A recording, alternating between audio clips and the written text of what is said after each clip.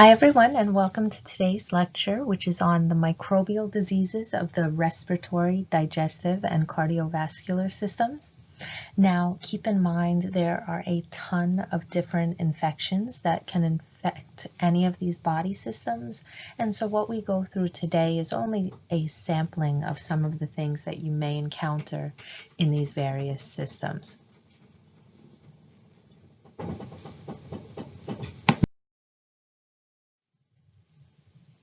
So the first system we're going to look at is the respiratory system. And this is an important one because think of it, you always have to breathe, and it's something that you're not even conscious of. So every time that you're breathing, you may be susceptible to picking up certain microbes around you.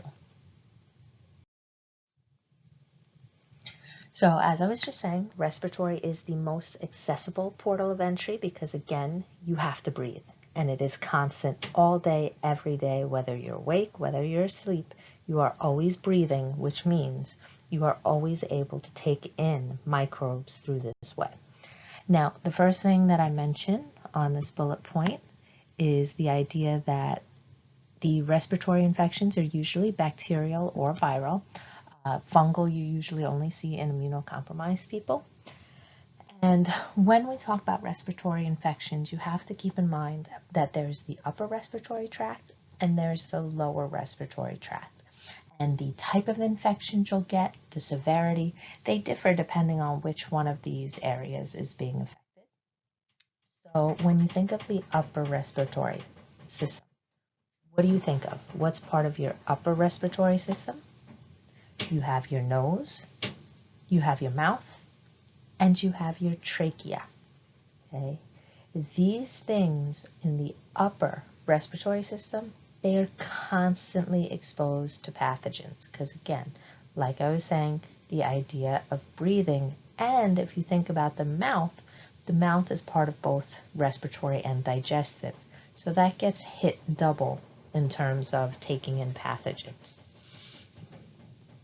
Now, the good part, I shouldn't say really good part since you do get infections, but the good part about upper respiratory infections is they're usually not as serious. And we'll go through some examples in a minute and why they're not as serious. Then you have the lower respiratory system. And when you think of the lower respiratory tract, that's now deep within your body, your bronchi and your lungs. Okay, and the bronchi are those branched ends of the trachea, so you have one for each lung. Now, your lower respiratory tract is supposed to stay sterile, okay? If it does get infected, then you have pneumonia. And when you think of what pneumonia is, that's inflammation of the lungs. And you have to be very careful working in hospitals because your patients will be very susceptible to pneumonia. Okay, especially the older and immunocompromised patients. Now, once a respiratory infection is lower, it's going to be much more dangerous for the person who has it. And we'll give some examples of that. But just keep in mind, first of all, the respiratory tract is the most accessible portal of entry. Okay, you are always breathing. And keep in mind the two different tracts. What exactly is making them up? And the idea that upper respiratory infections are not going to be as serious. They're not going to show as severe symptoms. Okay, so we're going to go through some examples of exact infections that you or your patient might get. The first set of infections that we're going to look at, these are some bacterial diseases of the upper respiratory system. So keep in mind, these are all caused by bacteria, and these are the upper respiratory system.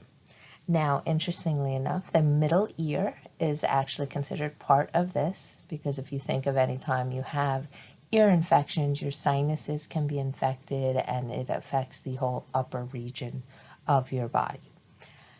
Now, the ones that I want to point out on this slide, first up we have pharyngitis. Okay, pharyngitis is a fancy way of saying strep throat. Okay, classic sore throat. And as we saw in lab, this infection is caused by strep pyogenes. Now, funny enough, the next one on this list, scarlet fever, is also caused by strep pyogenes. But now what's different from pharyngitis, the reason why symptoms will look more severe, is that exotoxins are now circulating. Then the last one on this list is diphtheria. And with diphtheria, I want you to write down DI for diphtheria and DI for die. Okay, diphtheria is the only upper respiratory system infection that we're going to talk about that is life-threatening. Okay, so out of the upper respiratory system infections, diphtheria, always think die, life-threatening. The reason this one's so problematic is that the patient will have exotoxins circulating in their blood, and that's going to end up damaging the heart and the kidneys, and you can end up with toxemia. So now you have these toxins circulating all over, which can give septic conditions, and your patient can very, very quickly lose function of their organs. And once a patient's kidneys fail, that usually means that they're not going to make it. Okay. Now the good part about this is that diphtheria is part of the DTaP vaccine. Okay, or sometimes you see it written as TDP vaccine. Okay, so there is the vaccine that helps protect people from diphtheria, tetanus, and pertussis. Okay, so remember those three. Diphtheria, tetanus, and pertussis can be prevented with that vaccine. Okay, so when you think of upper respiratory system infections that are bacterial, that are caused by strep pyogenes, think of pharyngitis, scarlet fever, diphtheria, and that they're all varying in symptoms or severity because of the idea of exotoxins. And remember, we learned that exotoxins are the more lethal of toxins that microbes can produce, because exotoxins, the bacteria is still alive. So it can keep pumping out that toxin into your patient and hurting them. Now, with the upper respiratory system, you can also get viral infections, and the most common one is the common cold. And when you think of the common cold, know that they're actually caused by all different viruses. So there's over 200 different viruses. A lot of times you'll see them called rhinoviruses or coronaviruses. And any of you who also are interested in veterinary information or who have ever had pets, coronaviruses are commonly found in dogs. So the dog will end up showing diarrhea and GI issues from coronaviruses. Okay, SARS is also a respiratory coronavirus. Okay. Now, with the common cold, you'll notice that people will be sneezing, their nose will be stuffed up, they'll have that kind of congestion, but they will not have a fever. Okay, so when you see fever, that's more flu-like, whereas common cold, no fever. And with this infection, always remember antibiotics are of no use because it's a virus. Okay, we already learned antibiotics will do nothing for the virus, but what will they do? They'll kill off the normal flora, and they'll end up making your patient much more susceptible to superbugs and to all other kinds of infections. So when your patients are, coming in complaining of something that's clearly just a cold, don't let them bully you into giving them antibiotics just because they want to leave, with a pill that they think will make them better, when it will just make them worse. And what I want to point out, what I like about this slide, is that I threw in the little best foods to fight cold and flu over here. And, so many times we think, oh, that's just an old wives' tale, or, you picture little old grandmas telling you these things, and you kind of like tune it out, like, oh, yeah, sure, that'll really work. And, you sometimes think, well, if it's not, real medication or antibiotic, it won't do anything. But the funny part is that all of the things in this diagram over here, in this little picture, all of these things do actually help in terms of fighting any kind of infection, whether it's the cold or the flu or bacterial or viral, because think about their biological traits of some of the aspects of these foods. So for instance, things like ginger and turmeric, they're vasodilators. And what do you know about vasodilators? They open up your blood flow, they increase blood flow. And why is that good when you have an infection? Think about it. Increased blood flow. Well, now my white blood cells and my immune cells are going much, much faster, much more robustly to the sites of infection. So these things help your immune system. And things like honey, for instance, they have natural antimicrobial properties. Okay, so for a lot of these things, these will actually help because they're immune boosting, and they help your blood flow, and they help the white blood cells get where they're going. Okay, so, don't believe when someone tries to tell you, place this stone on, your wrist, then you'll feel better. No, those things don't work. But there's a lot of biology behind certain foods and herbs that actually do work and will help you. And notice that in that picture, one of the things is water. Always make sure that you're properly hydrated, especially when you're sick, and that your patients are properly hydrated as well. Okay? Now, that was the upper respiratory system, but as we mentioned, sometimes things get a little worse and patients may end up with lower respiratory system infections. The ones on this list were first focusing on bacterial infections.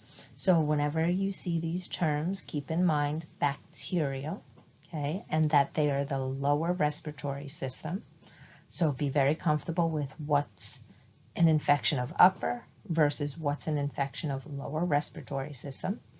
The first one we have on this list is bronchitis. And as you can tell by that word, this is inflammation of the bronchial tubes or your bronchi. Whereas pneumonia, what's infected and inflamed now, that's your lungs. Okay, when you hear pneumonia, that's inflammation of the lungs. The next one on this list is tuberculosis. And anytime that I ask about tuberculosis, I'm going to ask you the same questions. Okay, you'll see this come up on one of the slides in a minute, and you've heard me say this before. When you think of tuberculosis, first ask yourself what causes it, which is Mycobacterium. Okay, Mycobacterium, which we said are the ones with mycolic acid in their cell wall. And because of that mycolic acid in their cell wall from the Mycobacterium, how can you stain for infections like tuberculosis? The zeolniacin acid fast stain. Okay, so if you can't remember how to spell it, that's okay. Just always know acid fast stain is for Mycobacterium, such as tuberculosis. And ask yourself, can you remember the other one that stain can show you, which is leprosy. Okay, so whenever you hear tuberculosis, think acid fast. And then the last one on this list is pertussis, and the other name you hear that by is whooping cough, because of that cough, that constant cough, which makes that whooping sound. And why is that cough? That's because in that person, their ciliary escalator is destroyed. So that was part of the immune system that we talked about. So their ciliary escalator, which is supposed to help push mucus out of your respiratory system, now that's destroyed. So the mucus is stuck there. And so you reflexively will start coughing to try and get it out, trying to get that mucus out. Okay, so this can be visualized in the next slide. So this slide shows you the idea of whooping cough. And in this little picture down here, okay, right over here, that shows you the pertussis, the Bordetella pertussis bacterium. They're attaching to the cilium, and what they do is they release toxins, and their toxins will destroy these cilia. So now, with that cilia and your respiratory system destroyed, mucus cannot move up and down. So as I was just saying, you end up with that constant cough because the cilia have been destroyed by toxins, and you now have no way to properly get the mucus out of the respiratory system. So you coughin it up trying to get it out. Now, one of the problems with this is it also produces a capsule. So these bacteria really attach to all of those cilium, and that's part of why it causes such a big problem, because they really stick all along that respiratory tract and can release those toxins to destroy those cilia. Okay? Now, the other problem here is when you're dealing with toxins, they can enter the bloodstream. So you are going to see that this will be a more problematic infection than, let's say, some of the upper respiratory problems with, let's say, just having, a sore throat. Okay. Now, as I mentioned before with diphtheria, the good thing with pertussis is that you can prevent it, and ask yourself, how do we prevent it? The DTaP vaccine. Okay. So as I said, sometimes you see the letters arranged slightly differently, TDP, DTaP, same thing, one vaccine that helps prevent diphtheria, tetanus, and pertussis, okay? Now, one other thing that I want to mention with pertussis, we said that it's the ciliary escalator that has been destroyed. So just to always keep reminding you of things we talked about in the past, what part of the immune system is the ciliary escalator? That's the innate immune system.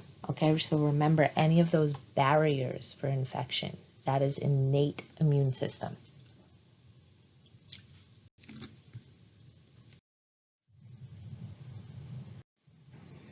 So now just a brief little slide on tuberculosis.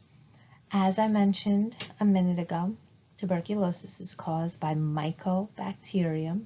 Remember, that is different from Mycoplasma. So Mycoplasma has no cell wall, whereas Mycobacterium, they have a cell wall, and it's very heavy in mycolic acid, which is why what stain can identify it? The acid-fast stain. Okay, Zeal-Neeson acid-fast stain. Now with tuberculosis, kind of picture what symptoms you think of a patient having. So you think of that, coughing up blood symptoms. So remember, picturing the red stain for the acid fast shows tuberculosis positive. And interestingly enough, the symptoms of TB, things like coughing up blood, becoming bedridden, becoming very pale from the pooling of the blood, this actually led to people creating the mythology of vampires, because people didn't know what tuberculosis was back in the day. They didn't know that there was this bacteria causing all of these symptoms. All they knew is that suddenly a person would be very weak, have to lay in bed as if the life was draining from them. They would be laying in bed so long that, the blood would pool away from the outer surface of their skin, so they'd appear very pale and drawn. They were coughing up blood all the time, so of course they had the remnants of blood around their mouth, and they would very quickly succumb to this infection, and then once they passed away, their relatives would start to get the same drawn look, pale look, blood around their mouth, and they would get the same kind of, appearance and then pass away. So basically, if you think about vampire mythology, that pale skin, even the sensitivity to the light, people with tuberculosis get photoreceptor sensitivity.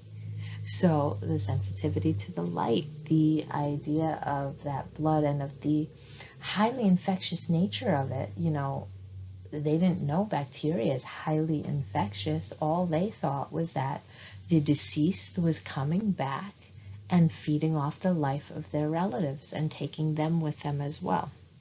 Okay, so it's a little interesting fun fact. Whenever you hear vampires, think of the fact that it was actually tuberculosis.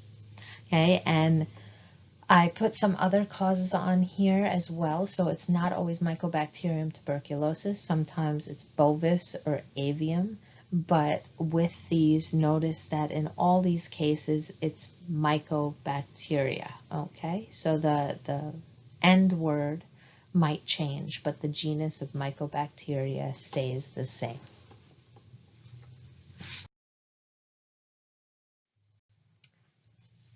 Now, in terms of diagnosing tuberculosis, I'm pretty sure that what's on this page you have all experienced, because anyone who goes to volunteer or work in a hospital, you have to get tuberculin skin testing. Okay, so as you can see in this picture on this slide, you look to see if a wheal, so that's WHEAL, wheal, is produced when someone injects a little bit of the purified protein derivative or antigen of tuberculosis underneath your skin. Okay, so you will hear this test called PPD test. Again, that stands for the purified protein derivative, which is a fancy way of saying antigen.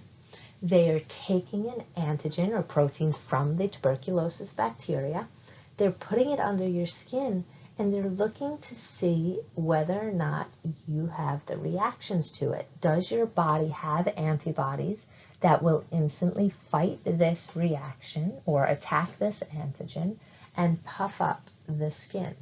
Now, what's the problem with this test?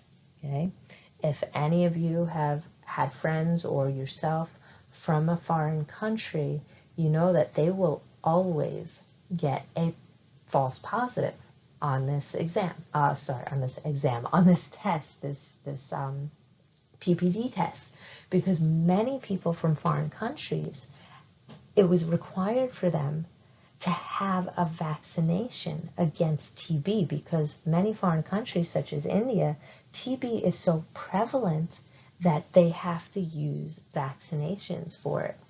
And so if you've had that vaccination, which is called the BCG vaccine, so Bacillus calmette-guerin, you don't have to know that terminology, the BCG vaccine in these foreign countries that were given to people, these people now have the antibodies for TB. So they did not have TB, and they do not necessarily currently have TB.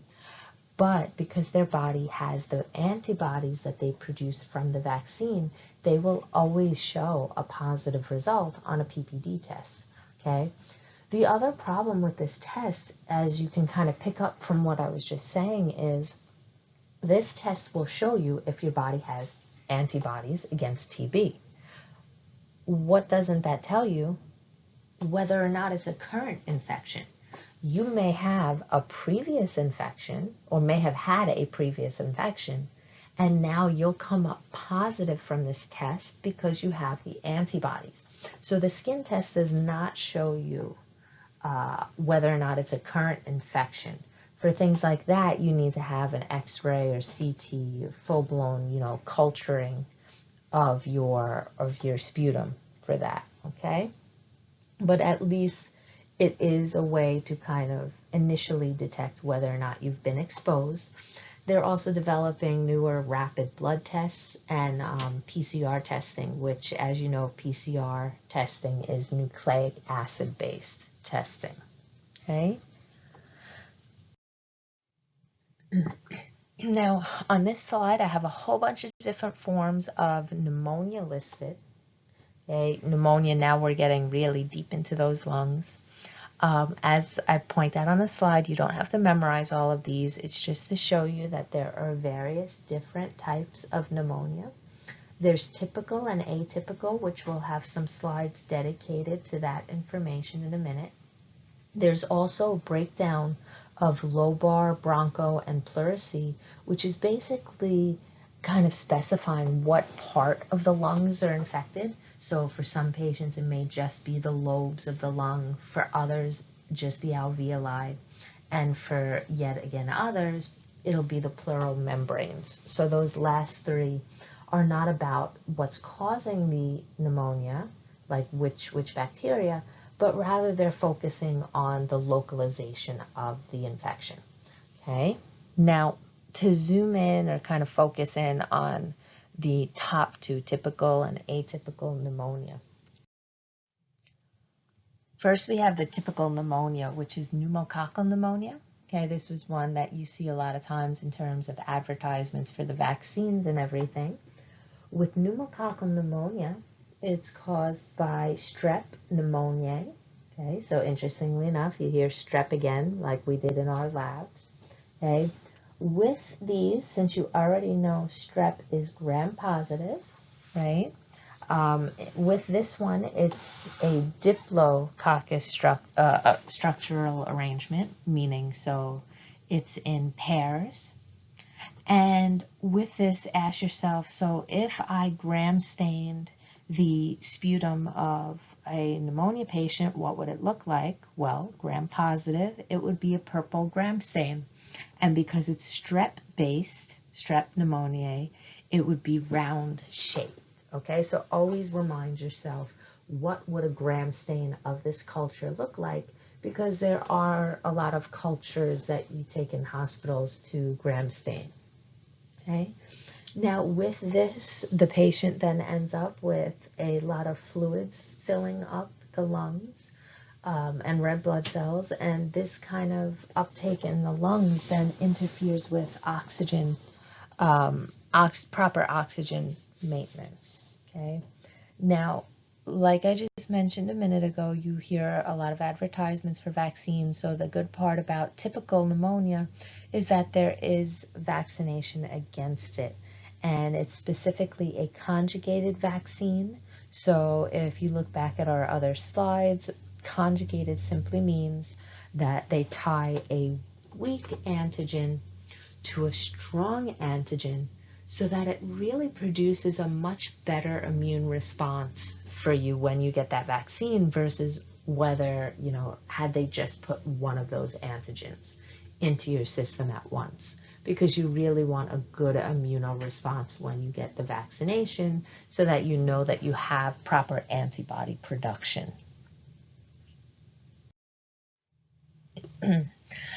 Now, this adorable slide of what looks like little fried eggs in the corner, this is now atypical pneumonia. Okay, atypical pneumonia is caused by mycoplasma, so mycoplasmal pneumonia, and that should sound very familiar to you. Okay, so this causes walking pneumonia. It's mycoplasma. We mentioned this guy before. Now, what did we say was significant about mycoplasma? Well, this is the one that has no cell wall. And when you think about the bacterial structure, the idea that it has no cell wall is significant because it means now to target this infection, which is going to be an infection of respiratory issues, low fever, cough, headache, things like that. To target this infection, you cannot use things like penicillins that will target the cell wall because this bacteria doesn't have a cell wall. Okay, so what they have to do instead is rely on things like tetracycline. So tetracyclines, they target ribosomes. So when you think of ribosomes being targeted, well, what are they blocking now? Protein synthesis in that bacterium. And as you know, proteins, they do just about everything in cells. So when you mess with proteins, it's a good way to target and destroy something. Okay. Now, interestingly enough, the idea of no cell wall doesn't just affect how you treat it, but it also affects what it looks like. So this little corner picture here, that fried egg appearance is basically that if a cell has no cell wall for a bacterium, then they can take any shape they want. Okay, so they could be anything they wanted. They chose to be an egg. Um, they basically tend to concentrate together in the center, and then you see a thinning out of colonies around the edges. So whenever you hear mycoplasmal pneumonia, I want you to think of a few things. I want you to think of atypical walking pneumonia. I want you to think of no cell wall. So penicillin or similar antibiotics won't work. Instead, you need tetracyclines. And I want you to remember fried egg appearance. So whenever you see fried egg appearance, boom, that tells you you're dealing with mycoplasma, which has no cell wall. Okay?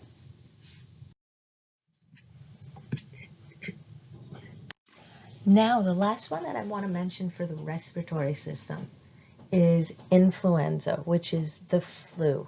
Now, keep in mind, if you notice what we talked about in these slides so far, you'll notice that the flu is lower respiratory, whereas the common cold is upper respiratory. Okay, so when you compare these two things, if you think about someone who has a cold versus someone who has the flu, well, if you have a cold, sure, you're not feeling that great, but odds are you're still feeling, well enough that you could drag yourself out of bed, you could get to work, you could go to school still. Whereas when someone has the flu, what do you notice? The symptoms are much worse. Now they have things like fever, chills, bad headaches, muscle pains. And when you have the flu, you end up calling out sick from work, from school.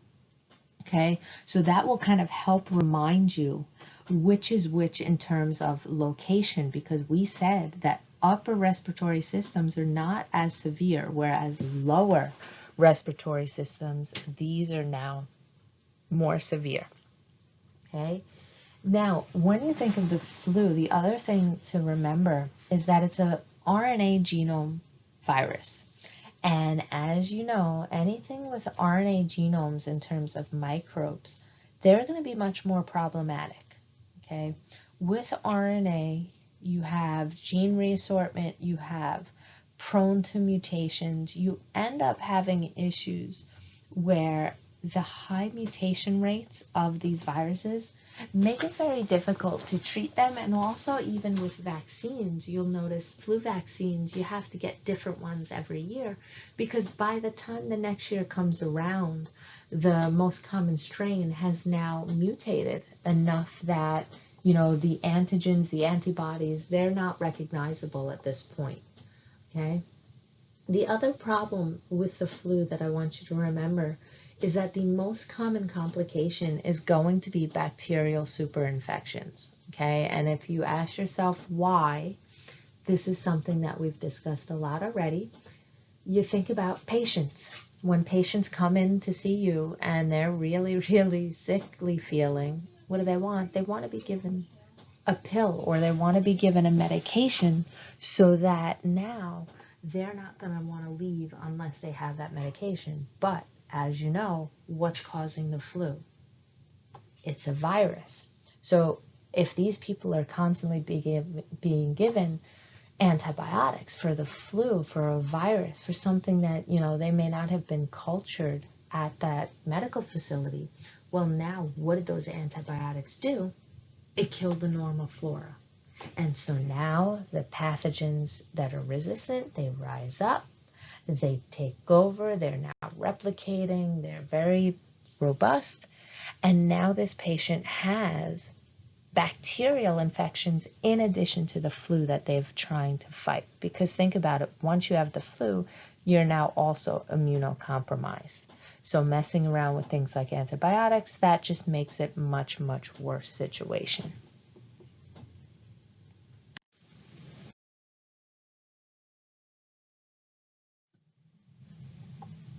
So that was the respiratory system. And now in that same idea of, first thinking of the mouth and then onward, we also have the digestive system as a major portal of entry, because if you think about it, you always got to eat, you always have to drink. And we already talked about in lab and lecture quite a few times the idea of how problematic water contamination is all across the world. So now the digestive issues that we talk about now, these will be the foodborne illnesses and contaminated water problems, as well as dental issues as well.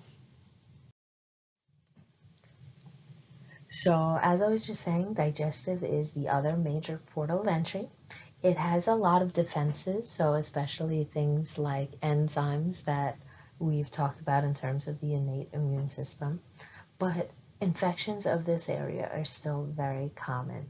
And the first part of the digestive system is the mouth, which sometimes people take the idea of dental issues, they kind of separate that from the medical field, sometimes not realizing that dental and teeth issues, they're very related to microbiology and the health of the rest of your body, because the microbes on your teeth can end up getting other places and cause some major problems, including they're finding more and more of the dental microbes, your plaque microbes traveling to other places, including the brain and the heart. So if you ever take medical micro, we go more into detail with those issues.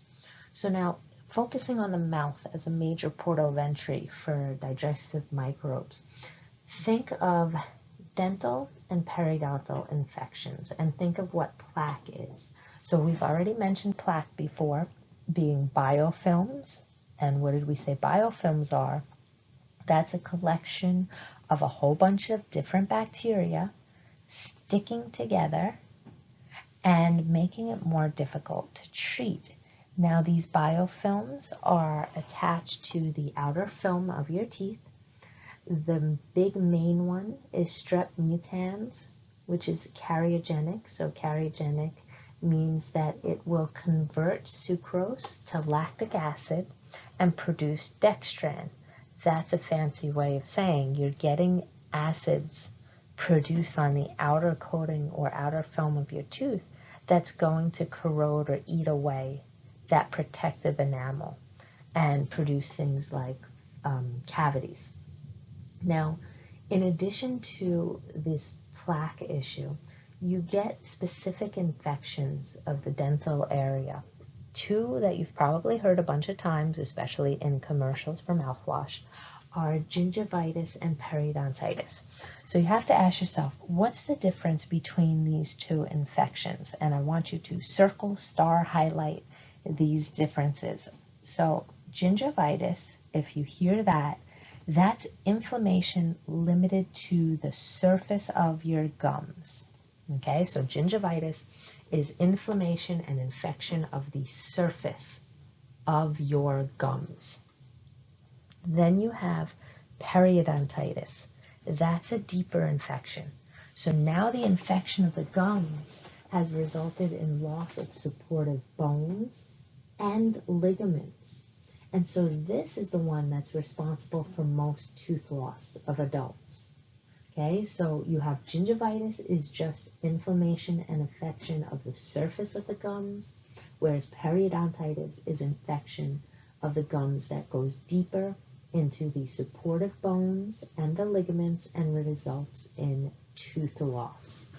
Okay, so always make sure you're being very careful in terms of proper dental care, brushing your teeth, going to the dentist, but also be careful of the fact that if you do things too rough with your teeth and your gums, so for instance, if you're someone who makes your gums bleed a lot, that's now creating openings for these bacteria that's coating your teeth area to then travel, okay? And so be very careful with dental work or anything like that, because you can get them traveling to the brain and to the heart, causing major problems as well.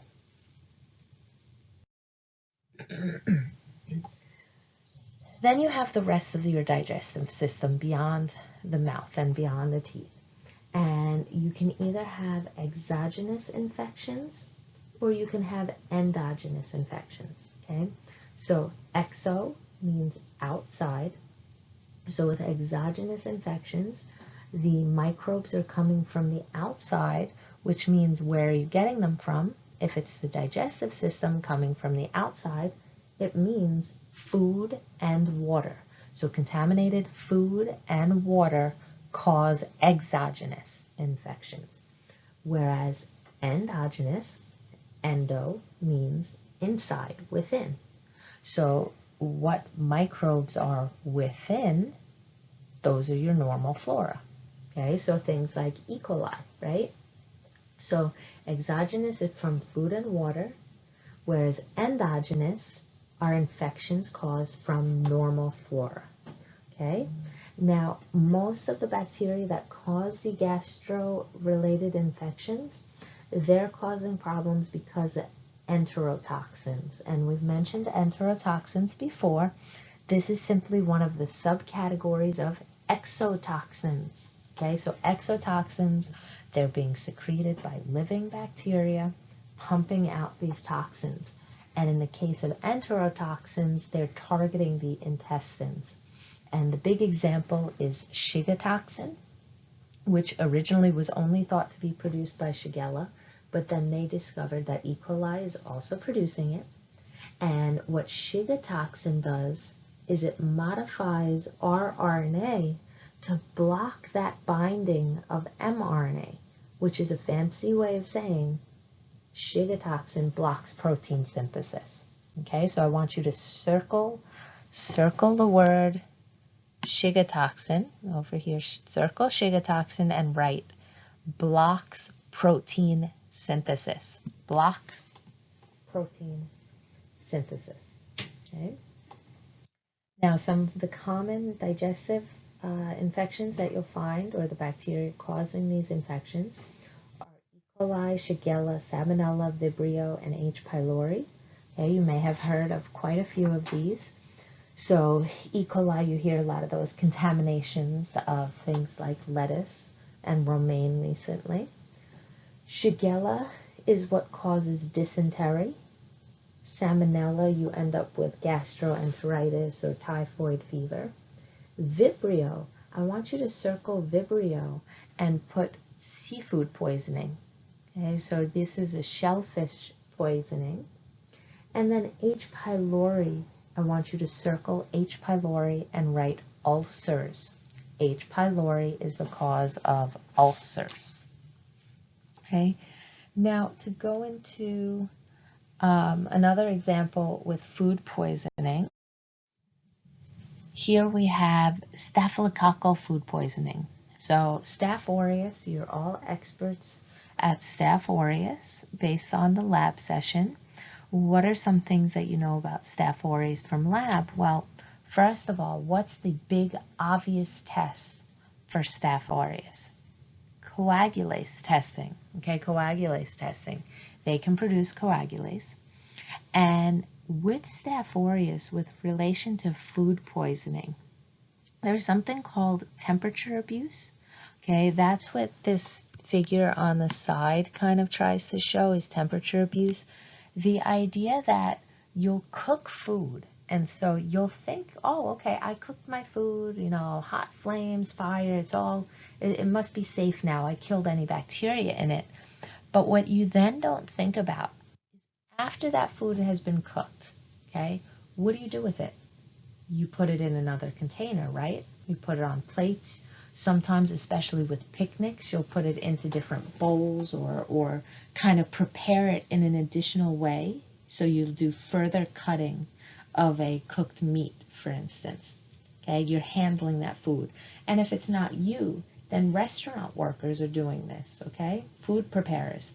They'll cook the food and think that they've gotten all the bacteria, which they may have, but then when they're preparing it to actually eat or to serve, they're handling it. And where do you know you find staph all the time? On your hands, right? On your skin. So these people who may have staph on their hands, they're now handling the food, and then they may leave it out at room temperature. So again, like I just said, this happens a lot in terms of picnics or in terms of restaurants, you know, where you have any kind of catering, right? So if the food is then left at room temperature, well, whatever contaminants, whatever staph just got into that food from your hands and from preparing it onto the serving platters, Well, now those have time to replicate, and now those produce their toxins, and the toxins get into the food.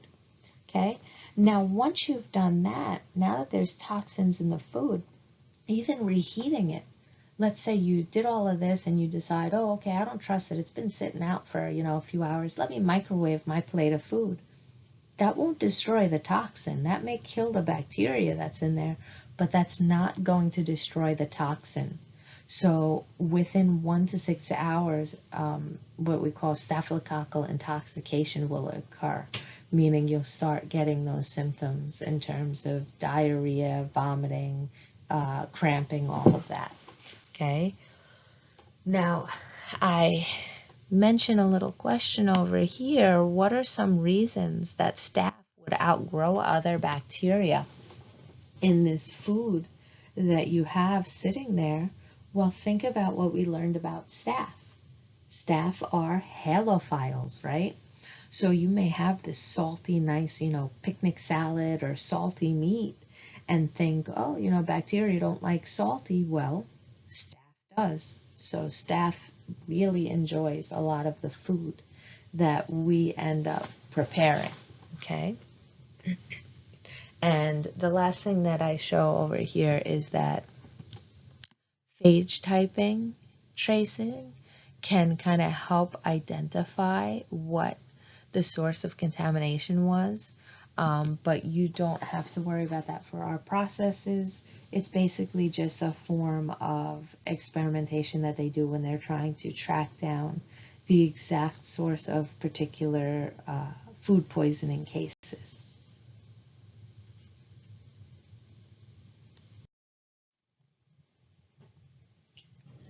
Now, those are all bacterial infections of the digestive system. The next area to think about are viral infections of the digestive system. Some of the big ones that you've probably heard before are mumps, hepatitis, and gastroenteritis. Okay, so the first one, mumps. When you hear mumps, what is that targeting? Well, that's targeting the parotid glands. Okay, parotid glands. So basically the salivary glands, and that's why you see that swelling that is characteristic of mumps. But why is it not so common now? MMR, the MMR vaccine. So vaccinations have helped to dramatically decrease the number of cases of mumps that you see. And remember, MMR, measles, mumps, and rubella. Rubella, which is German measles. Okay? All targeting lymph system and salivary glands. Then you have hepatitis A, B, C, D, and E. Okay, viruses cause most of hepatitis cases, and with hepatitis you have inflammation or infection of the liver. But you always have to ask yourself, what else can cause hepatitis? Well, drug use, alcohol abuse, autoimmune diseases even. Some of these, for instance, hepatitis A, you even see on the news right now for foodborne illness. So a food preparer at a restaurant or just recently in 2019, a ShopRite worker or deli counter worker, they have this infection. They don't realize that they're infectious because they're not showing symptoms yet. And they're handling food. So the food gets contaminated, it gets time to incubate, and then by the time you eat it, you now get infected. Okay? The last one on here is viral gastroenteritis, which we'll talk about in a few slides. But when you look at any of these, just remember, right off the bat, viral infections. Okay, so these are all viruses causing mumps, hepatitis, and gastroenteritis, viral gastroenteritis, and ask yourself what's getting targeted. So mumps, it's parotid glands, okay, salivary lymph glands, and hepatitis, it's the liver, and then gastroenteritis, you're going to see that's focusing on especially abdominal pain.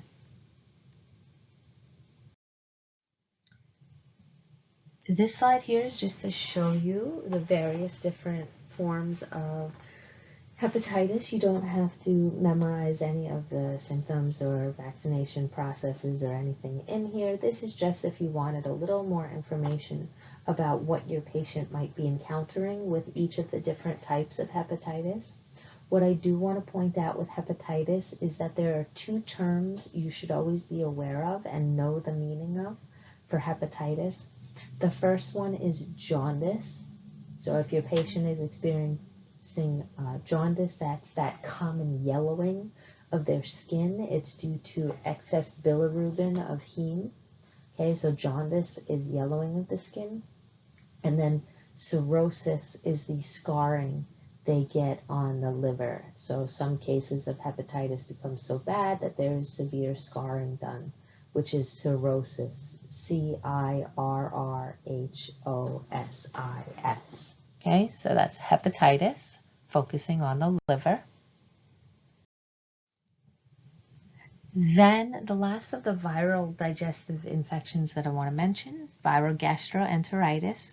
So whenever you hear rotavirus or neurovirus, rotavirus and neurovirus, think viral gastroenteritis. And both of these are rather painful cases of food poisoning. So if you've ever known anyone who had gastroenteritis, it could be quite painful. They might have fever, they might have diarrhea, vomiting, severe kind of cramping. It really knocks them out, and a lot of times they'll be kind of have to stay laying down in bed or on the couch for quite a while. Okay.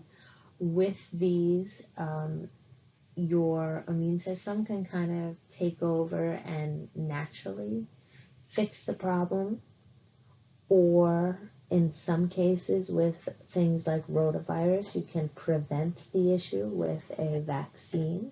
That's usually more that they give for children because rotavirus and gastroenteritis is rather common in children. But with either of these, even though they can be quite painful and problematic in terms of work and school being interrupted, they usually have very low mortality rates. And like I said, a lot of times your immune system can kind of make up for it. There are two things I want to point out on this slide. First off is fecal oral transmission. So fecal oral transmission over here, that's something that we've mentioned quite a few times. So always be aware of things like never touching your food with your hands after you've touched anything else.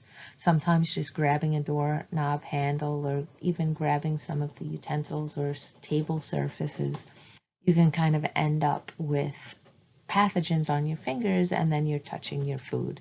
So always be careful of that. Also want to point out that there is mention of low infectious dose. So ask yourself, what does low infectious dose mean? That's the ID50 that we talked about. So it takes very few of these viruses for you to start showing symptoms, which means that each one is highly virulent. Okay, they're very strong. And one other thing I want to mention with viral gastroenteritis, one of the places you see this a lot, cruise ships.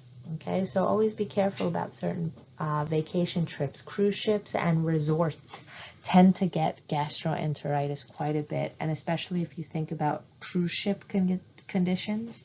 So being out on the water that long, not going to be necessarily the freshest of food or the best process of, refrigeration and everything out there on the water. So always be careful in terms of what you are eating.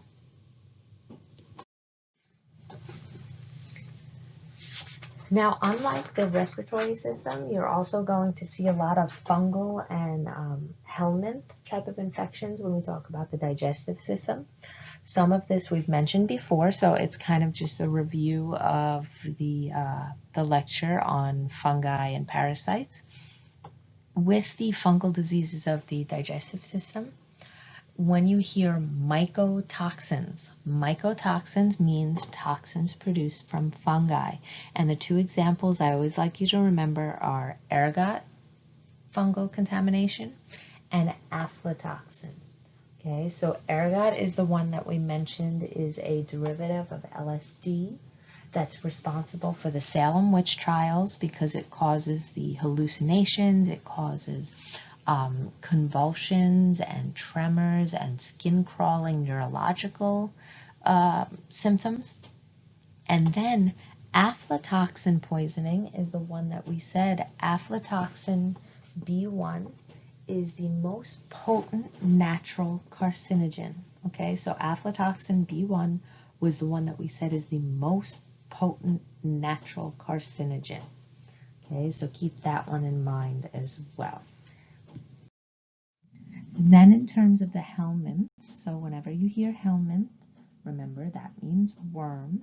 Okay, there are a few different types. There are tapeworms, which here you have a listing of all different type of tapeworms, but basically no matter which one you're dealing with, the way that the tapeworms spread are those proglottid structures that we mentioned. So proglottids were the little segments that have male and female reproductive systems that can then separate from the organism. So for instance, it can fertilize itself because it's male and female, and then this little sac of fertilized eggs separates, and you then can accidentally ingest it or get it into your body. And now you have the larvae developing and the full-sized worm developing as well, feeding off of your system.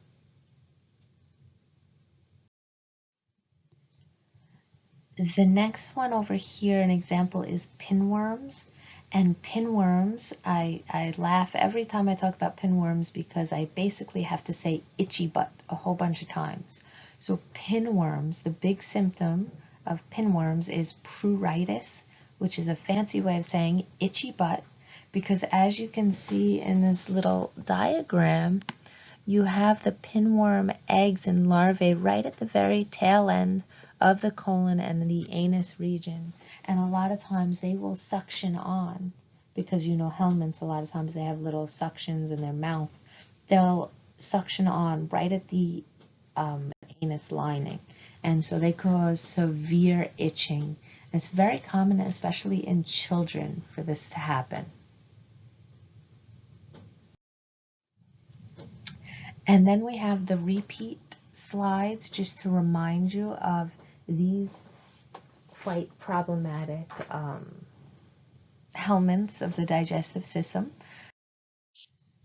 So the first one we have are the roundworms, which we talked about, the big problem being human feces fertilizer, so night soil, or any kind of soil contamination with feces. And this roundworms are the most common parasitic worms. And as you can see from those lovely pictures on this slide, they vary in terms of what can actually happen to your patient if they end up with this infection. They can show no symptoms. They can have migration of the worms to the eyes, to the nose, to the lungs. And the worms can be very problematic if they start perforating intestinal lining, or if they're in a very large load, such as the ones in the pictures on this slide, where you get a bolus, so this big ball obstruction of worms that have to basically be surgically removed. The other helminth that we've already talked about, that is another one of the three big soil transmitted worm infections, are hookworms. And this was the one that we said, be careful of vacations, be careful of your own backyard. Okay, so this is the one that most common way to get it is through bare feet or sandals, walking on sand, on beaches, on the dirt in your own backyard, or children playing in sandboxes, okay, because the fecal contamination from things such as stray dogs, stray cats, all kind of organisms roaming around, and they make those little trails in your feet that then get infected and you have allergic reactions to.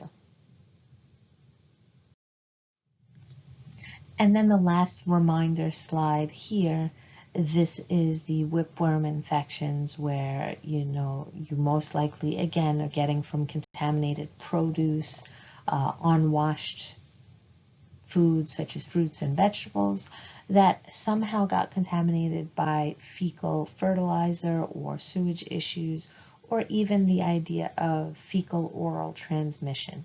Okay, but you end up ingesting larvae in these unwashed foods, uncooked foods, and they take a hold of your GI tract. Now, that puts us through respiratory and through digestive. The last one of the symptoms that we want to talk about in this lecture is the cardiovascular system. So now we're talking in terms of your blood and your heart. So here on this slide, you see there are a whole bunch of different issues that you could get in terms of blood pathogens. Okay, it's kind of self-explanatory or fairly easy to figure out what's going on in each of these cases. So bacteremia, when you hear bacteremia, there is bacteria in the blood. When you hear viremia, there are viruses in the blood. Fungemia, fungi in the blood. And parasitemia, parasites in the blood. Now, with all four of these examples, bacteremia, viremia, fungemia, parasitemia, any of these simply mean that these microbes are just present in the blood. The last two, septicemia and toxemia, now you have multiple of these pathogens, multiple of the toxins in the blood, and there's reproduction and the production of clinical symptoms. Okay? So septicemia and toxemia are the severe clinical symptoms. Septicemia being when pathogens in the blood, microbes in the blood and lymph are causing severe symptoms, and toxemia when it is toxins in the blood or lymph that are causing the severe symptoms that you're experiencing or that your patient's experiencing. Then you have your intravascular infections, okay? And I always ask for one of these on the exams or on the final. The first one is endocarditis. If your patient has endocarditis, what's infected? The heart itself. Thrombophlebitis, which is my favorite one because it looks so different from any of the other words. Thrombophlebitis is infection of the veins, okay? So veins, thrombophlebitis. Endoarteritis, that one, just like the word suggests, is the arteries are infected. And then pericarditis, that's the sac around the heart has become infected with the pathogens. Okay, so endocarditis is the heart infection, thrombophlebitis is the vein infection, endoarteritis is the arteries, and pericarditis is the pericardial, the sac around the heart. And so we're going to go through a few examples of circulatory system bacterial infections, some of which you may have heard before or even seen. The first one is one of my favorites. So this is the plague.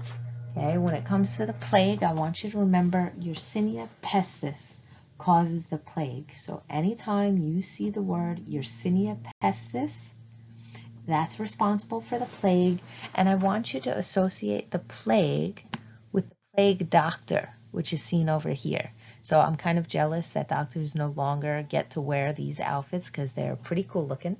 So the reason the plague doctor looks like that is if you think about the bubonic plague and the horrible conditions at the time where this infection was so problematic, there were tons of people getting sick. There was the just smell of disease, of infection, of dead bodies, of just all kinds of problems here.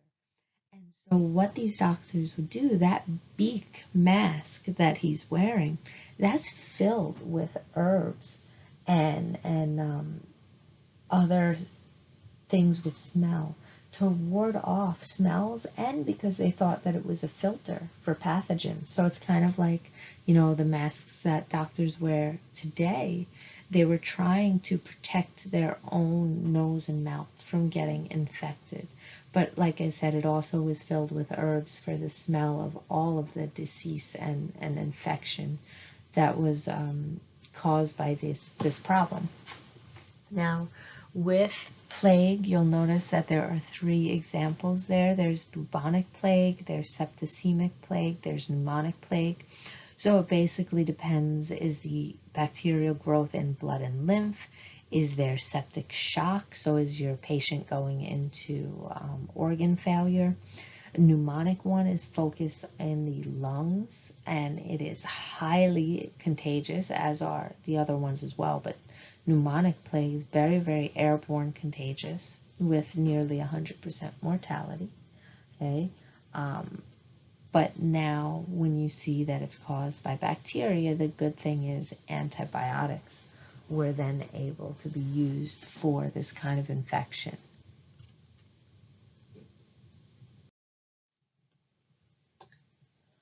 Another cardiovascular issue is tularemia. With tularemia, you'll notice that it's a zoonotic disease. So whenever you hear zoonotic, this is coming from animals.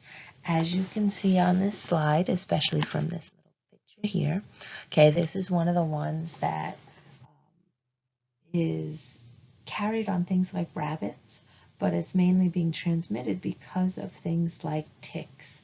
So please always be very careful about ticks when you're out in any kind of wooded area or any even grassy, very grassy areas.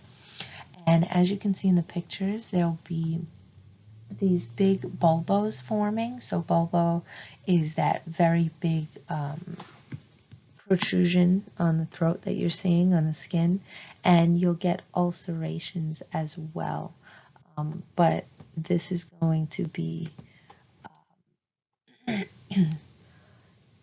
not seen as much in the hospitals where you have now. But the good thing about tularemia is very low mortality rate. Brucellosis, this is sometimes called undulant fever. So with brucellosis, you're seeing a few different forms or different species of Brucella that can cause that. Brucella being a gram-negative bacillus. And a lot of times this one is caused by milk from infected animals. And the patient will end up having a lot of feverish night sweats, aches, malaise being that very, icky kind of fatigued feeling. But again, this one's usually not fatal. Then we have Lyme disease, and I want you to be extra aware of this one because of the fact that this is transmitted by deer ticks, and that you have seen throughout the past couple of years a major increase in the number of deer around this region. So around the Jersey region, around the New York region, you see them on campus all the time. And it's funny because so often people just think of, dangers when they see the organism right in front of them. So for instance, if you see the deer right there at that moment, you're like, oh, I probably should avoid that spot. But you don't realize that those deer are walking all over campus, all over the grass, all over the walkways when you're not there. So there are plenty of times, at night you leave for the night, and now they're roaming all over the grass. And what happens when they're walking along these tall blades of grass and plants?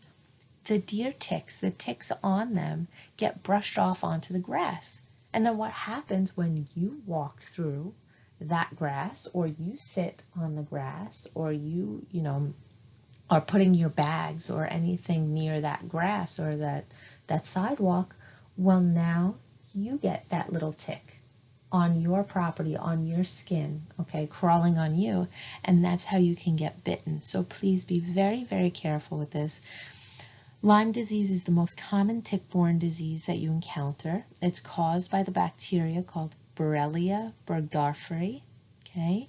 And you'll notice in this picture right here in the corner that Borrelia burgdorferi, when you look at their shape, they're spiral shape. Okay, so spiral shaped, one of the few spiral shaped ones that we've encountered so far. Now, when we talk about Lyme disease, I want you to circle, star, highlight that bullseye rash. Okay, that's the big first phase. You see the bullseye rash where you've been bitten, and you might get flu-like symptoms. The reason why I want you to circle this, first off, is I want you to always associate bullseye rash with Lyme disease. But also, I want you to associate this and circle this because of the fact that you notice its first phase.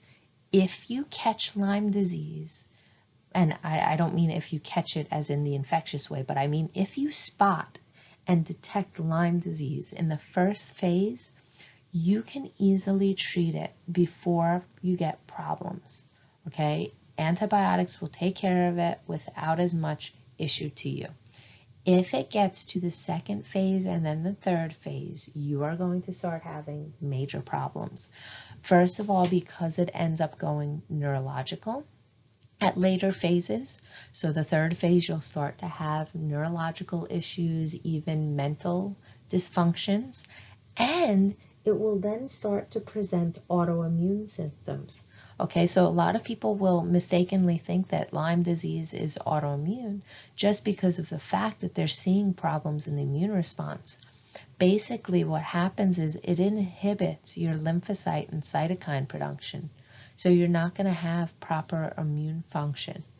Now, like I said, make sure to remember the bullseye rash because the later the stage, the more difficult it is to treat with antibiotics and the more problems it's going to cause in your life because anything that starts hitting neurological or immune system issues becomes very, very taxing on your everyday life.